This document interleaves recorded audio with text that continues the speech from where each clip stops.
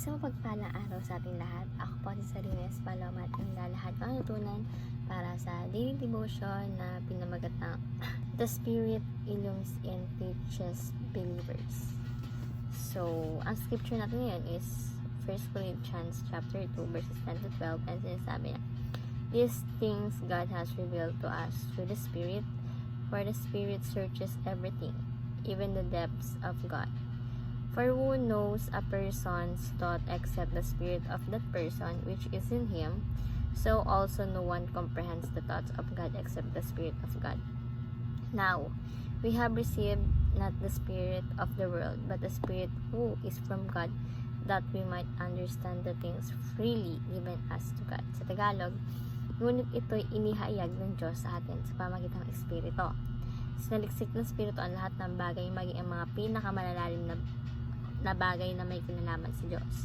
Walang nakakalam sa iniisip ng tao maliban sa kanyang sariling espiritu.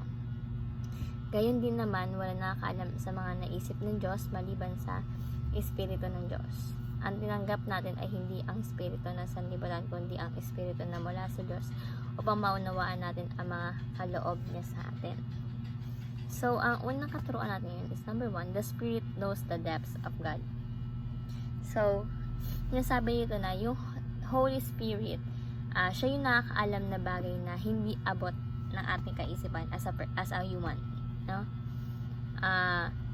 Lahat kabilang ng secret ni God at malalalim na facts or katotohanan about God. So, tayo, hindi natin abot yung ganong kaisipan. Holy Spirit lang nakagawa nun.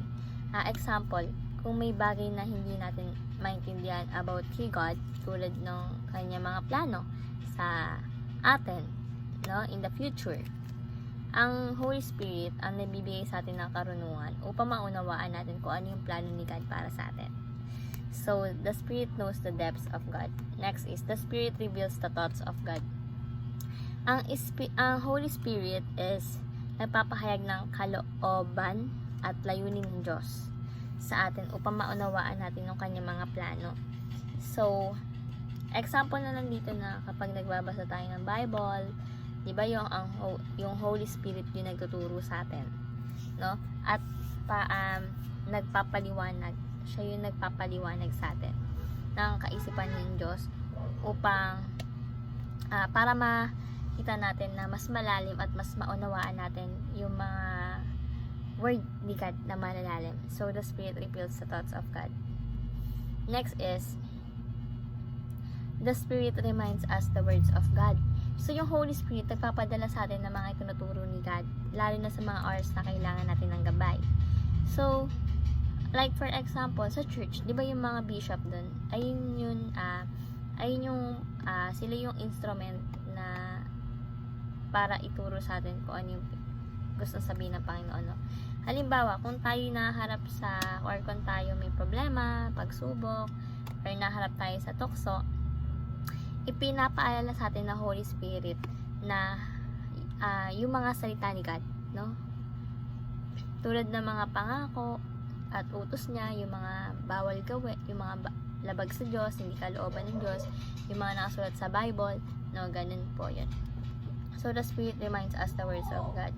So, being application number 1, study biblical doctrines prayerfully. So, manalangin tayo habang pinag-aaralan natin yung mga aral ng Biblia, no? Para mas higit natin itong maunawaan. True helps Holy Spirit, no? Kaya, habang nananalangin tayo is pagnilay-nilayan, pagbulay-bulayan natin yung mga aral ng Biblia, no? Kasi ayun din yung makakatulong sa atin, no? Sa mga problema pinagdadaan natin. So, study biblical doctrines prayerfully. Next is, rely on the Spirit to understand revelation.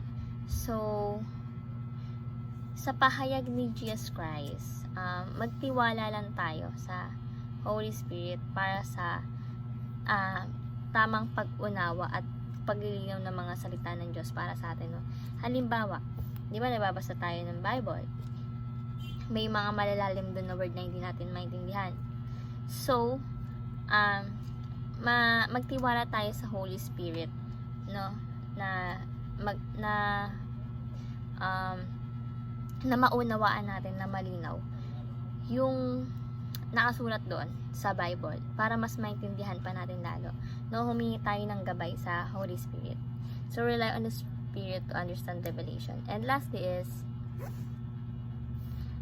obey the Spirit's teachings and reminders. So, lagi tayong makinig at sundin lahat ng mga tinuturo at utos, di ba? Lahat ng tinuturo ng Holy Spirit para magampanan natin yung goal natin.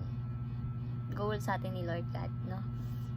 Yung mga kalooban ng Diyos para sa atin na dapat natin gawin. So, halimbawa, kung